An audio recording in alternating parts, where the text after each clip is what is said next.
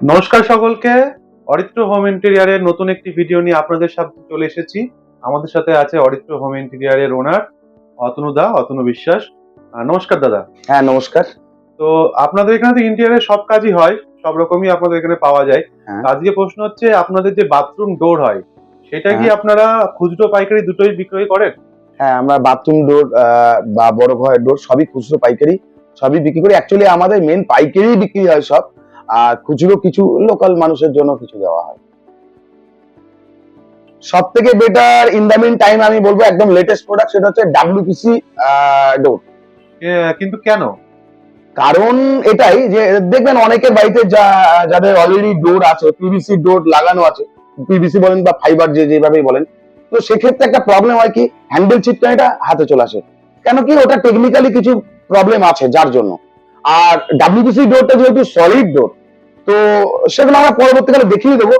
তো সেই জন্য এটা বেটার, কেননা এটা কোনোদিনই আপনার এই হ্যান্ডেল চিপকানি হাতেও চলে আসবে না, বা জলে পুরোপুরি ডোবানো থাকলে, কারণ বাথরুম মানে জল থাকবে, জলেও কোনোদিন নষ্ট হবে না, কোনো ইনসেক্টও কোনো ক্ষতি করতে পারবে না। আর বিশেষ করে যেটা আমরা দেখেছি কমার্শিয়াল প্লেসে, আপনার ফাইবার ডোর গুলোতে অনেকে সিগারেট বিড়ি খেয়ে ছ্যাঁকা দিয়ে দিয়ে ফুটো ফুটো করে দেয়, একটু বাড়ি দিলে ভেঙে চলে যায়, ফেটে ফুটে যায়। এই ব্যাপারটা কিন্তু ডাব্লিউপিসি ডোরে কখনোই হবে না, কারণ যেহেতু সলিড ডোর, আপনি ওই বিড়ি খেয়ে বা সিগারেট খেয়ে ছ্যাঁকা দিয়ে ফুটেও করতে পারবে না, হ্যান্ডেলও হাতে আসবে না, মানে হ্যান্ডেল চিপকানিও খুলে আসবে না, আবার ফেটে ফুটেও যাবে। হ্যাঁ, আপনারা তো প্রত্যেকেই জানেন যে ফাইবার ডোরের ওজন কেমন হয়। তো আমি এক ভাইকে এখনই এই দরজাটা একটু তুলে দেখতে বলবো, তো সেটা একটু দেখুক। ভাই একটু দেখবে যে এই দরজাটা কেমন ওজন হতে পারে। এই দরজা যতটা আমি বুঝতে পারছি 15 থেকে 20 কেজি তো হবে। 15 থেকে 20 কেজি হবে তো ওজন? অ্যাকচুয়ালি এটা 17 কেজি ওজন আছে। আপনারা দেখতে পারলেন যে কেন এই ডোর আরো বেটার হবে, কেন কি ওজনটা বুঝতে পারলেন। তো এবারে আমি আরো একরকম ভাবে পরীক্ষা করে আপনাদের দেখাবো যে কেন আপনারা ডাব্লিউপিসি ডোরটাই বাথরুমে ইউজ করবেন, বা কেন এটা সব থেকে বেটার হবে। এবার আমি এর মধ্যে স্ক্রু করে দেখাচ্ছি। এটা তো পুরোটাই সলিড একটা ডোর। তো দেখুন, এর মধ্যে আমি ফার্স্টে স্ক্রু করছি।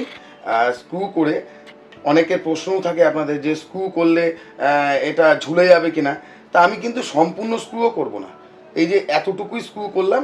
এবার এখান থেকে এই স্ক্রুটা টেনে বের করতে পারে কিনা সেটা দেখিয়ে দেবো। হ্যাঁ, এই যে আমি স্ক্রুটা করে দিলাম। এবার ভাই তোমাকে বলছি, তুমি একটু আসো, নাও এই প্লাসটা নাও, এটাকে খুলে দেখাও। এর থেকে খোলো, জোর লাগিয়ে খোলো, একদম তোমার গায়ে যত জোর আছে হাত দিয়ে ধরে এটাকে টেনে ধরে খোলো। খোলে কিনা দেখো। এটা তো খুলছেই না। তুমি তোমার সম্পূর্ণ প্রেসার দিয়ে টানছো সেটা? হ্যাঁ। হ্যাঁ, কি মনে হচ্ছে খুলতে পারবে? না। তাও কিন্তু গোটা স্ক্রু করেছে কি? না। তাহলে গোটা স্ক্রুটা যদি হয়, আপনারা দেখতে পারলেন যে একবার আমি স্ক্রু করে দিলাম এর মধ্যে, এবং প্লাস দিয়ে কিন্তু অন্য একটা ভাইকে দিয়ে আমি টানানো করালাম, কিছুতেই কিন্তু খুলতে পারলো না। তো এটাই হচ্ছে ডাব্লিউপিসি আর পিভিসি ডোরের মধ্যে ডিফারেন্স।